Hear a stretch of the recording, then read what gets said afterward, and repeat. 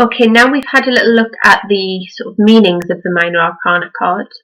What we want to do is bring them together with the major cards and start actually using them to do readings. Now, obviously when we started learning the major arcana, we could do one card draws, and that built the knowledge of the cards quite quickly and quite easily for us. But the issue is, with the minor arcana cards, it's harder to get that meaning from one card draws and shorter readings. So we're looking at doing bigger card spreads. Spreads are really important with the tarot. They're basically like storyboards. You know, they give context to the meanings of the cards in a much more detailed way than just looking at the cards by themselves. With the major arcana, we've looked at sort of very small spreads, which are brilliant. They work very well. You know, you will get people who just want shorter ones. That's fine. But because we have this greater amount of cards and we can get more intrinsic detail from them, it makes sense to start integrating bigger spreads to make full use of that. Now, if you look in hedge-witchery books, and you will have, as I said at the beginning of this course, if you download a copy of Quick and Easy Tarot, which is available for free for all the members, you can download a PDF. Within that, there is a number of different spreads. There's sort of, you know, up to a 13 card spread. A 13 card spread, it has to be said, is still not considered a huge spread. There are much bigger spreads available. But it's certainly, all the spreads in there are quite easy. They're quite contemporary ones as well. There's not a lot of the very traditional tarot spreads in Quick and Easy Tarot. But the reason that I've picked these spreads from a teaching point is because they're very organic in their card placement. It makes sense. It's easy to remember which card means what and what it relates to. It flows very easily. I didn't go for a lot of the more traditional spreads because they're quite complicated, and sometimes the positions of the cards make no sense whatsoever to anyone. So personally, I like the contemporary spreads. They're what I read with a lot, but that's not to say that there isn't a place for the traditional ones. Obviously, the traditional ones, just because they've been used for so long, over such a period of time by so many people, they kind of build up some sort of like magical psychic resonance to them. So it's important to look at them, and I would certainly say when you're learning, work with some of the traditional ones. And see how you get on with them.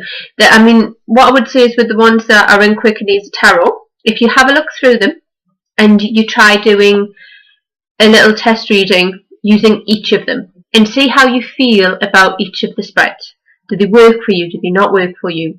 You know, try doing the same question but with different spreads, saying if you know you feel that which spread suits a particular type of reading better. You know, I do that depending on a number of things. When you start reading more and more, you kind of get a feel when the person you're reading for enters the room. You kind of go, yeah, this needs to be this spread, or this needs to be that spread. And then when they give you your brief for the reading, because now you're doing bigger readings, people won't often, people will come in and say, "I'll just give us a general tarot reading. I just want to see what it comes up," and that's great, and you can do that. But usually when people ask you for a reading, they kind of want it for a reason. So you'll be given what I call a brief to fulfill within that reading, which is, it can be something as simple as tell me about my career life. Or it can be something a lot more complicated, a lot more specific. The one that you get a lot is people phoning asking for decisions. They have a split decision to make, and there's one in the Quick and Easy Tarot, the split decision one. As you research more and more tarot spreads, there are much bigger versions of that as well, so you can expand onto that. It's quite difficult doing tarot readings when people ask you about decisions they have to make, because it's very important that you don't try and make the decision for them. You should tell them what cards come up and how things can work out, but you should never tell them what they should do. You should just give them the information to allow them to make the decision. And sometimes that's very difficult. As a reader, you have to really fight temptation to go, just do this or do that, or impart advice. And sometimes people will ask for advice, but I try and give it in a very neutral way. But that's just something that will come with time and practice. There's no other way around it. But yeah, you should look at as many different spreads as you can. I mean, there is, as I say, you've got the ones on Quick and Easy Tarot, which I would advise you start with because, as I've said, they're very organic, they're very easy to use. They cover a wide range of situations. So if you've got those down, you've got a good base.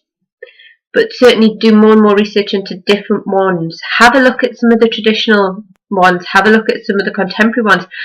You know, tarot readers make up their own spreads all the time. And a lot of them will blog about them and share them online. So certainly do as much reading as you can, because it may be that you find one specific type of layout really suits you, and then it's quite easy to go from there.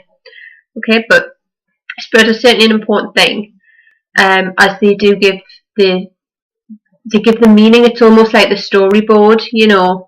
It's the timing, the series of events, the narrative, if you like, to the card reading. So spread.